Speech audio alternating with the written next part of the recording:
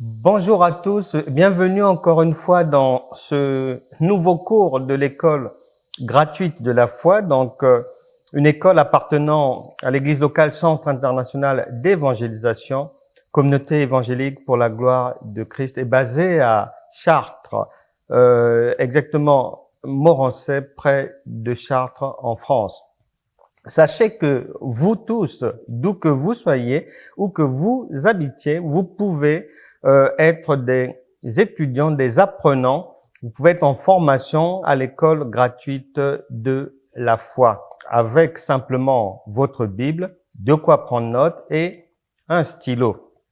Tous les renseignements et notre programme, vous trouverez cela à tout moment sur notre site www.francana.fr. Et les devoirs, bien sûr, de l'école de la foi sont à nous faire parvenir dans les délais indiqués à chaque fois par notre adresse mail qui se trouve en bas de l'écran et sur notre site. Pour aujourd'hui, les amis, nous avons un enseignement très important, très intéressant parce que le Seigneur a dit en Osée chapitre 4, verset 6, quelque chose de très important, raison pour laquelle notre enseignement d'aujourd'hui est intitulé « Vous connaîtrez la vérité ». Allons d'abord dans Osée chapitre 4, verset 6, une adresse biblique très intéressante pour savoir ce que le Saint-Esprit nous dit exactement. Prêtez attention. Mon peuple est détruit parce qu'il lui manque la connaissance. Puisque tu as rejeté la connaissance, je te rejetterai, et tu seras dépouillé de mon sacerdoce. Puisque tu as oublié la loi de ton Dieu, j'oublierai aussi tes enfants. Voilà, le Seigneur dit, quiconque méprise la connaissance, oublie de prendre de la connaissance, n'a pas la connaissance, n'arrivera pas à réussir dans sa vie, restera toujours dans la maladie, dans des problèmes sans fin, dans des disputes, dans des querelles, dans des luttes familiales, luttes professionnelles, luttes au-dedans, luttes au-dehors, partout, agression par les démons, mari de nuit, femme de nuit, stérilité, toutes sortes de problèmes. Et le Seigneur dit, c'est parce qu'il n'y a pas de connaissance, raison pour laquelle, lorsque Jésus-Christ arrive, le Dieu qui s'est fait chair, dès qu'il arrive, il va nous rappeler ces choses. Si jamais quelqu'un les avait oubliées, il nous les rappelle d'entrée de jeu en Jean chapitre 8, verset 32. Vous connaîtrez la vérité et la vérité vous affranchira. Vous connaîtrez la vérité et la vérité vous affranchira. Une parole de Dieu souvent reprise à droite, à gauche, dans les prières, dans les enseignements.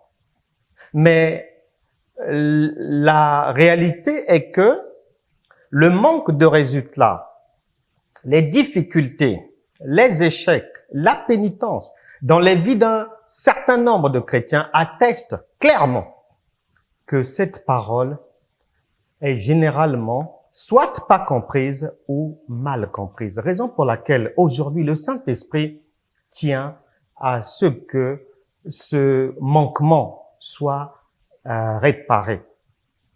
Tu dois d'abord savoir ce que l'Éternel entend par le verbe connaître, parce qu'il dit que vous connaîtrez. Connaître, le Larousse dit que c'est se faire une idée. Plusieurs dictionnaires en viennent à dire que c'est avoir une idée claire de quelque chose, avoir une expérience. Et connaître, c'est aussi, pour en arriver là, pour connaître, sans oublier, il faut écouter, voir, lire, faire, refaire, écrire et comprendre exactement ce que veut dire connaître, non seulement selon Dieu, mais selon les hommes aussi. Et l'idéal est de ne pas omettre la signification du verbe connaître selon Dieu. Et c'est là où on doit prêter attention. Parce que la connaissance, tout passe par là. Je le dis souvent que le Créateur nous a créés et a mis en nous un logiciel ayant un fonctionnement sur cette terre basé en toutes choses sur la connaissance. On ne peut rien faire sans la connaissance. Lorsqu'on veut aller acheter du lait, tu dois savoir combien coûte ce lait, le chemin que tu dois prendre. S'il y a un transport à emprunter, tu dois le savoir. Le prix du lait, le magasin, le nom du magasin, l'endroit.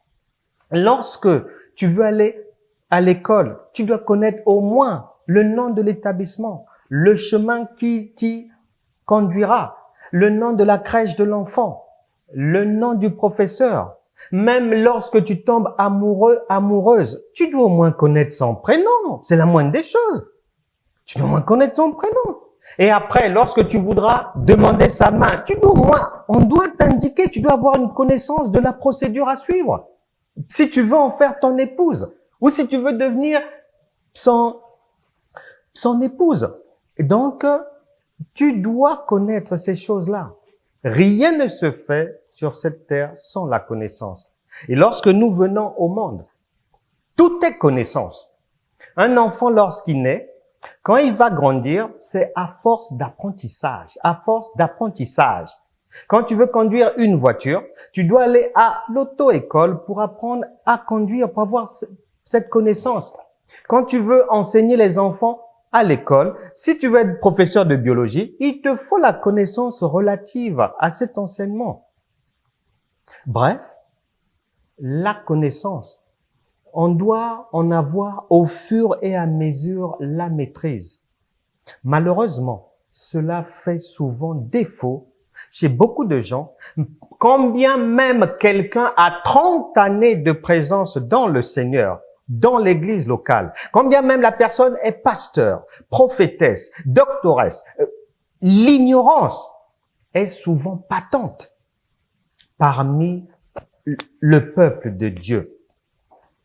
Et Dieu nous invite à ne pas oublier, pour éviter de mettre la charrue avant les bœufs, il nous invite, le Saint-Esprit nous invite à emmagasiner, acquérir, peaufiner la connaissance que l'on peut avoir. Car vous connaîtrez la vérité. Et c'est celle-là qui te permettra de réussir dans la vie, de réussir facilement. Par la connaissance que tu auras.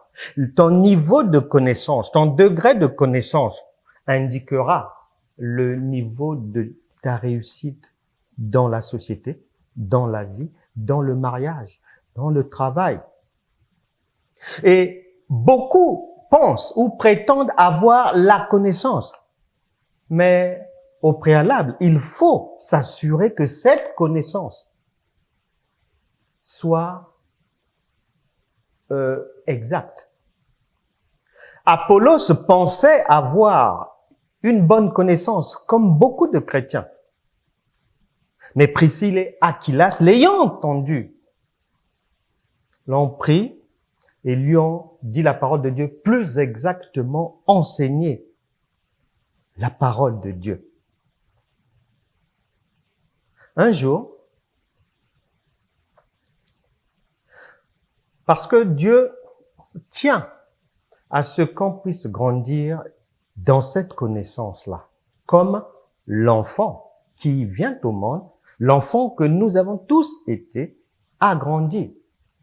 Et la connaissance doit aussi suivre ce développement-là. Je disais un jour j'étais allé prendre ma pause à midi. Je suis allé prendre ma pause et je reprenais après la pause à la direction de la police dans laquelle j'exerçais. Et à un virage dans la rue comme ça, je tombe nez à nez avec notre directeur, le directeur départemental. Il m'a salué, je l'ai salué, je suis passé. Quelques jours après, j'accompagnais une personne à la gare et lorsque je repartais, au moment où je suis revenu dans ma voiture pour repartir, j'ai aperçu notre directeur passer avec sa femme devant mon véhicule. Il accompagnait sa femme à la gare. Ce jour-là, sur le champ et par expérience, par la connaissance même moindre que j'avais de ma marche avec le Saint-Esprit, j'ai su que j'allais avoir, que ce n'était pas anodin, que je tombe nez à nez comme ça là sur mon directeur, des jours différents, la même personne, j'ai su que j'allais avoir un besoin au niveau du travail, un problème, entre guillemets, un problème qui allait faire que je me retrouve dans le bureau de notre directeur. Mais j'ignorais. Mais j'avais compris cela du Saint-Esprit. C'est comme ça que j'ai interprété cela. Mais j'ignorais quel était le problème. Je me suis examiné, je ne trouvais pas. Mais il est dit, une personne avertie en vaut deux. Donc, à partir de là, ayant été averti par le Saint-Esprit, en fonction des années que j'avais déjà dans le Seigneur, que quelque chose allait venir, j'ai commencé à faire attention les jours qui ont suivi. Et le Saint-Esprit ne m'avait pas menti. La connaissance que j'avais du Saint-Esprit n'était pas à ce moment-là une connaissance erronée ou fausse. 3 semaines après, j'ai été convoqué dans le bureau de notre directeur départemental pour un problème. Mais comme j'étais déjà averti par le Seigneur, j'étais alerté, donc j'avais déjà pris mes dispositions. Et j'ai affronté cette convocation dans la paix. Puisque même le monde dit, un homme averti en vaut deux. Et la joie du Seigneur, dit la parole de Dieu, est ma force. Et j'ai donc affronté cette convocation vraiment avec beaucoup de sérénité. Parce que j'avais mis en pratique la connaissance authentique, celle que Dieu voulait que je retienne de mes années avec lui. Vous connaîtrez la vérité et la vérité vous rendra libre. La vérité, c'est Dieu, c'est la lumière, c'est Jésus-Christ, c'est le Saint-Esprit, c'est la parole de Dieu. C'est la lumière qui devait venir. On avait prophétisé tous les prophètes. Ils ont tous prophétisé que la lumière allait venir. Ésaïe l'a dit. Moïse a dit que vous aurez un prophète au milieu de vous qui viendra. Vous l'écouterez en tout ce qu'il vous dira de faire. Et il est arrivé. C'est Jésus. Mais si tu ne sais pas que la vérité, c'est Dieu, c'est Jésus, c'est le Saint-Esprit, c'est la lumière et que c'est la connaissance, tu jeûneras pour rien. Tu prieras pour rien. Tu parleras en langue dans le vide. Tu dois avoir conscience que le Dieu esprit de Genèse chapitre 1 verset 1, ensuite, il s'est fait chair parce que nous étions dans le mal, dans les douleurs, dans les avortements, dans les crimes, dans la pédophilie, dans l'homosexualité, dans les dépravations en tout genre, dans le tabagisme, l'alcoolisme, les guerres et autres. Le Dieu esprit, il s'est fait chair pour venir nous débarrasser des choses désagréables que nous ne voulions pas voir dans notre vie. Et il s'est fait chair. La parole faite chair. Au commencement était Dieu. Dieu était dans la parole et Dieu est sa parole. Prendra le temps de méditer cela. Dans l'évangile de Jean chapitre 1, du verset 1, tu monteras jusqu'au verset 14 là-bas. La parole s'est faite chair. Et quand il est venu, il nous a débarrassés de toute notre laideur, de tous les péchés, les impuretés, les difficultés, les trahisons, les abus sexuels, les incestes, les viols et autres. Il nous a débarrassés des larmes. Et il est parti les déposer à la croix. Il nous a débarrassés à la croix des choses visibles. Mais il ne s'est pas arrêté là. Parce qu'il fallait qu'il aille sous terre dans les profondeurs. C'est pour ça qu'il est passé par la croix. Parce que à la croix, il avait fait la moitié du travail en nous débarrassant des choses négatives de notre vie, mais visibles à l'œil nu, que l'on peut sentir, toucher, relevant des 5 sens. Et dans les profondeurs, la Bible déclare qu'il est parti dans les profondeurs pour libérer les captifs que nous étions. Et il nous délivre de quoi dans les profondeurs? Parce que les profondeurs, physiquement, on ne voit pas. Mais il était obligé de passer par là-bas pour nous débarrasser des choses négatives non visibles à l'œil nu. Les malédictions, les envoûtements, toutes sortes de mauvais sorts, les mauvaises choses, les flèches diaboliques envoyées, lancées de nuit, non visibles à l'œil nu. Il nous en a libérés et il est reparti faire le compte rendu au Père et il a attendu que chacun de nous devienne maintenant enfant de Dieu pour revenir vivre au-dedans de nous par le Saint-Esprit. Parce que lorsqu'il était à l'extérieur, l'homme avait été vulnérable devant le diable. Il avait réussi à tromper Ève parce que Dieu était à l'extérieur.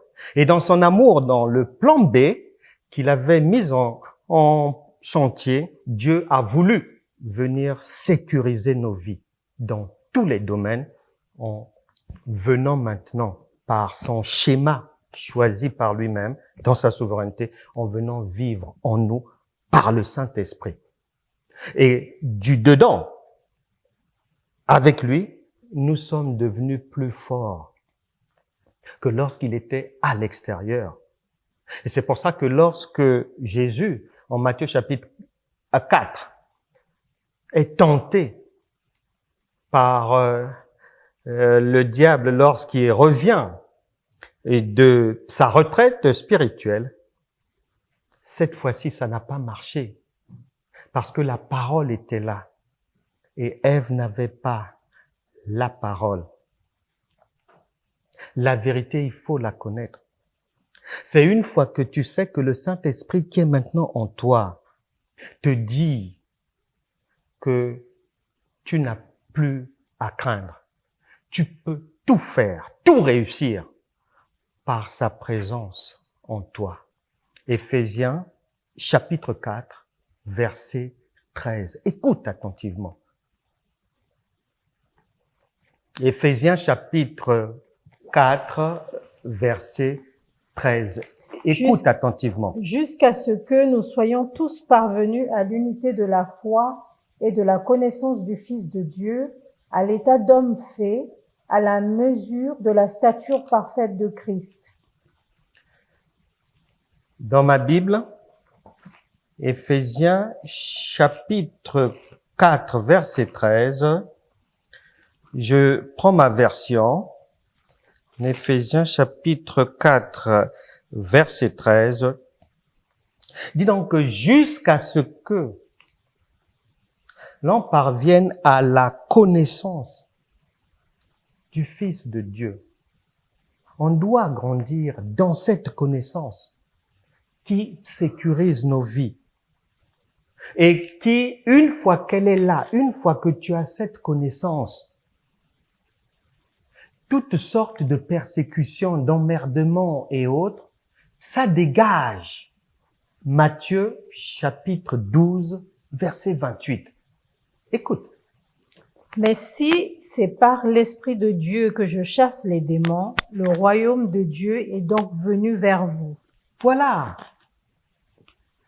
Le Saint-Esprit qui est en chacun de nous. Si nous avons déjà tous accepté le Seigneur Jésus comme notre Seigneur et Sauveur, il dit que si c'est par son esprit, c'est que tu marches avec la plénitude de la divinité qui est là. Sa lumière est là pour éclairer ta vie. Ne pleure pas. Ne pense pas que tu resteras éternellement dans le surendettement. Non, nous allons prier bientôt.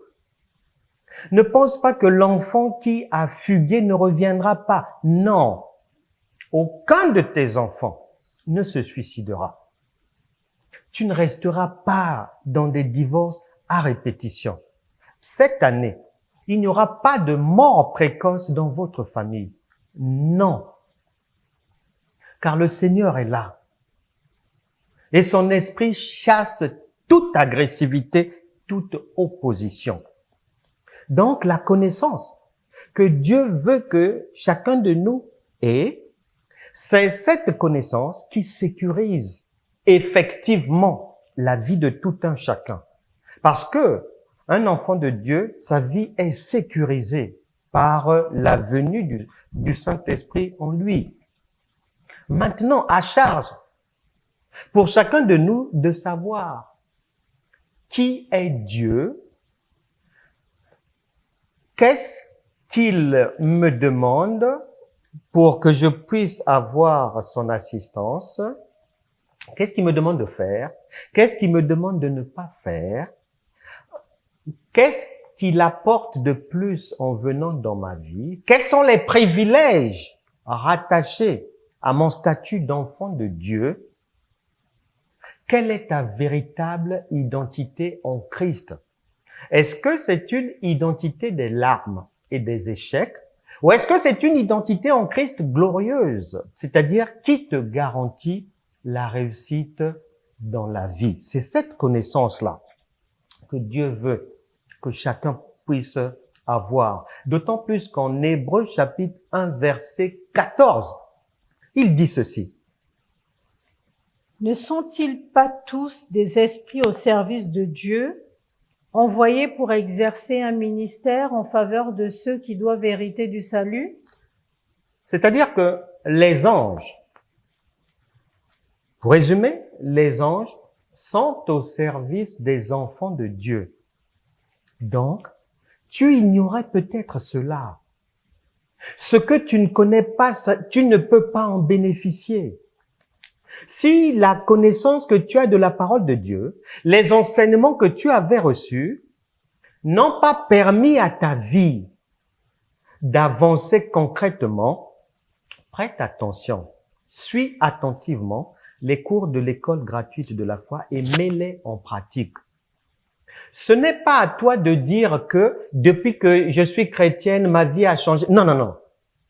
La Bible déclare que ta bouche ne te loue pas. Laisse quelqu'un d'autre. Laisse les gens de ta famille. Laisse la société apprécier, juger, examiner ta vie. pour dire si elle a changé ou si elle n'a pas changé. Ou si tu es devenu même pire qu'avant. Tu pêches plus que lorsque tu n'étais pas chrétienne. Tu as fait naufrage dans l'adultère depuis que tu es pasteur, depuis que tu es diacre. Laisse les autres te juger, apprécier. Et la vérité mettra en lumière non seulement ce que tu es devenu, mais la réussite ou l'échec dans ta vie. Et cela passe par, si c'est la réussite, une connaissance qui grandit, qui prend du grade, qui s'affermit au fur et à mesure des semaines, des enseignements et de la mise en pratique aussi. La Bible déclare en Luc chapitre 2 verset 52 le modèle que nous devons suivre par lequel le Seigneur Jésus est passé. Luc chapitre 2 verset 52. Et Jésus croissait en sagesse, en stature et en grâce devant Dieu et devant les hommes. Voilà. Éphésiens dit ceci. Éphésiens chapitre 3 dit, soyez les imitateurs de Christ. Donc, chacun de nous doit grandir en maturité, en sagesse, en stature. S'il se dit réellement imitateur de Christ. Dans la connaissance, vous connaîtrez la vérité. Cette connaissance, elle est simple. Parce que dans notre monde chrétien, il y a 1,8 milliard d'enseignements. Mais les résultats dans les vies des gens, d'une manière concrète, ne sont pas là. Le compte n'y est pas. Alors que dans le modèle biblique, les enfants de Dieu, ils commencent toujours en bas, ils finissent dans la victoire. Noé, Enoch, Abraham, Job, Moïse, Jephthé, Déborah, Pierre, Jean, Daniel, Salomon, David, la liste est longue. Malheureusement, dans notre réalité chrétienne, c'est le monde à l'envers. Et Dieu dit dans Osée 4:6 que c'est faute de connaissance. Et la connaissance, elle doit grandir. Et Jésus nous a tout expliqué dans une simplicité incroyable, formidable. Mais les gens compliquent, traficotent, ajoutent, polluent la parole de Dieu qui est très simple de compréhension. Ce que Dieu veut, c'est qu'on puisse grandir comme l'enfant grandit, au pied de maman, au pied de papa, et donne du résultat. Et lorsqu'il grandit, plus il grandit, plus il devient indépendant pour boire, pour marcher, pour manger. Et à un moment donné, il ne veut même pas qu'on l'aide à marcher, qu'on l'aide à manger. Il refuse cela. Et il grandit. Il y a la petite enfance, l'enfance, préado, l'adolescence, jeune majeur, et on grandit, adulte et autres. Sache que ta croissance physique doit aussi être la même sur le plan spirituel. C'est pour ça que la parole de Dieu parle des petits-enfants, des fils, des pères, des maîtres. Il y a une courbe de croissance là. Et c'est cette vérité-là, la connaissance de cette vérité que tu dois rechercher, une vérité grandissante. Un frère, dans le Seigneur depuis quelques années, m'appelle un jour. Il m'appelle. Voilà, je suis pas bien parce que je suis oppressé. Il y a l'oppression. On me combat au travail. Je suis combattu. j'ai beaucoup de problèmes au travail, j'ai beaucoup de problèmes avec les enfants, mais voilà, ça ne marche pas, j'ai des soucis pour ceci, même à la maison, avec madame, ça ne va pas. Donc, il me déversait sa litanie de problèmes du moment. Et je me rendais compte que, mais le Seigneur Jésus a dit, en Marc chapitre 4, à partir du verset 35, et lorsqu'on poursuit jusqu'au 39, il a dit, étant dans la barque, lorsque la tempête s'est levée, il leur a demandé, où est votre foi? Et malheureusement, comme ce frère, beaucoup de gens, par la bouche, chantent, louent, parlent en langue, beaucoup de blablabla, lancent même des défis aux païens. On verra. Notre Dieu va leur montrer. Nous sommes la tête et non la queue. Blablabla, blablabla. Mais, dès qu'une difficulté apparaît, dès que la tempête se lève, en général, les frères, les sœurs font naufrage. Faute de connaissance. Le Seigneur Jésus a dit que les tribulations peuvent arriver dans nos vies. Mais prenez courage. Vous êtes déjà plus que vainqueur. Donc ça veut dire que tu n'as pas à pleurer devant cette situation. Tu ne resteras pas toujours dans la défaite, dans la confusion, dans les doutes. Tu ne tourneras pas en rond. Ça va s'arrêter. Nous allons maintenant prier. Nous allons maintenant prier. Nous n'avons pas de problème avec le diable. Nous n'avons pas de guerre contre les démons, véritablement. Nous n'avons pas, et Éphésiens nous le dit, 2 Corinthiens 10, à partir du verset 4, nous le dit aussi, nous n'avons pas à nous attacher dans les cœurs des images, des noms des gens, des frères et sœurs, des humains comme des ennemis, comme des gens qui sont à l'origine de notre échec, la cause de nos problèmes. Non, nous n'avons pas à combattre la chair et le sang. Nous avons à combattre contre les autorités dans les lieux célestes, les principautés démoniaques, les esprits méchants. Mais gloire à Dieu, car il nous a donné toute la connaissance disponible par l'enseignement de Jésus pour mettre hors d'état de nuire toute adversité. C'est disponible. Luc chapitre 10, verset 19. C'est disponible. Je vous ai donné le pouvoir de marcher sur les serpents et les scorpions, et aucune puissance de l'ennemi ne pourra vous nuire.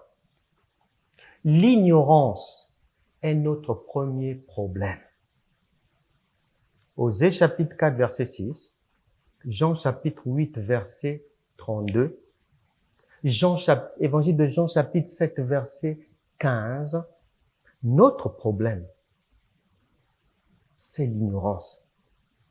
Mais tu ne seras plus ignorante, tu ne seras plus ignorant à travers les cours de l'école de la foi que je t'invite à suivre attentivement et à mettre en pratique. Retenir et mettre en pratique. Nous allons maintenant prier.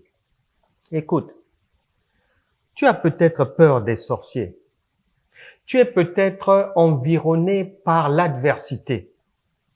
Peut-être que toutes les nuits, tu as du mal à dormir, tu ne dors pas.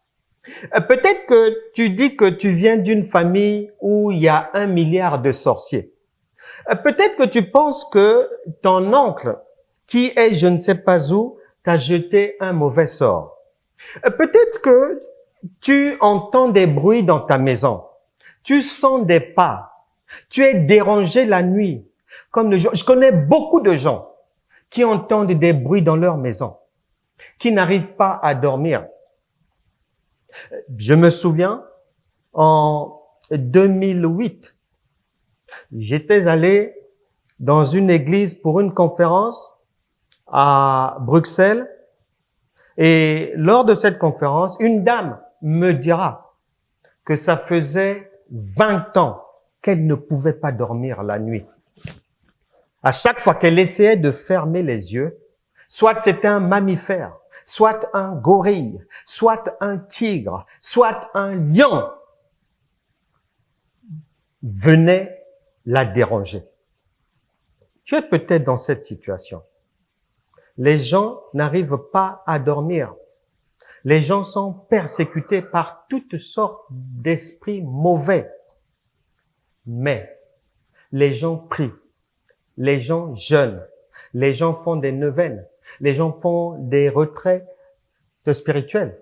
Les gens donnent beaucoup d'argent, pensant que l'aide de Dieu, le secours de Dieu s'acquiert à prix d'argent. Les gens font des sacrifices. Les gens bâtissent des hôtels financiers, soi-disant, pour leur délivrance. Mais ces problèmes-là ne partent pas. Les maris de nuit sont toujours là. Les femmes de nuit sont toujours emmerdeuses. Les esprits démoniaques sont toujours dans les maisons. C'est faute d'avoir reçu les enseignements qu'il fallait. La Bible déclare que c'est faute de connaissance. Un frère était assailli par les sorciers. Il n'arrivait pas à dormir. Il disait que lorsqu'il se mettait au lit, il entendait d'une manière audible les bruits d'un avion atterrir sur le toit de sa maison chaque nuit. Et une fois qu'il y avait l'atterrissage, il entendait les pas des gens quitter le toit et entrer dans sa maison. Ses yeux physiques ne voyaient pas, mais il savait qu'il n'était plus seul. Ces gens dansaient, ces gens faisaient du bruit, ces gens ouvraient son réfrigérateur, ces gens se moquaient de lui. Les esprits démoniaques. Ça a duré des années. Un jour, il s'est confié, mais quelque part, au pasteur David, et ce pasteur lui dira, il n'y a pas de problème, c'est très simple. Il lui remettra une cassette avec un seul enseignement et il lui dira, dans cet enseignement, il y a de quoi s'occuper de ton problème.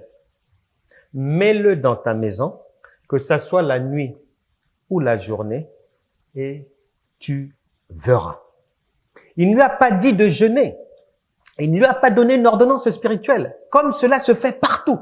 Dès que quelqu'un a un problème, on donne un programme de prière, une ordonnance, un truc de délivrance, etc., etc. Des fois, faut donner l'argent, faut donner... Non, il n'a pas fait ça. Il lui a dit, prends, il y a un enseignement dedans, c'est la parole de Dieu, elle a pour objectif de repousser toute adversité.